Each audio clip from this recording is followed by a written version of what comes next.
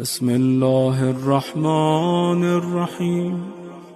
يا الله يا الله يا الله، يا مجيب دعوة المضطرين، يا كاشف كرب المكروبين، يا غياث المستغيثين، يا صريخ المستصرخين، ويا من هو أقرب إلي من حبل الوريد، ويا من يحول بين المرء وقلبه، ويا من هو بالمنظر الأعلى وبالأفق المبين، ويا من هو الرحمن الرحيم على العرش استوى،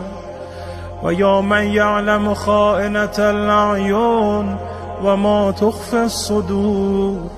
ويا من لا يخفى عليه خافية، يا من لا تشتبه عليه الأصوات،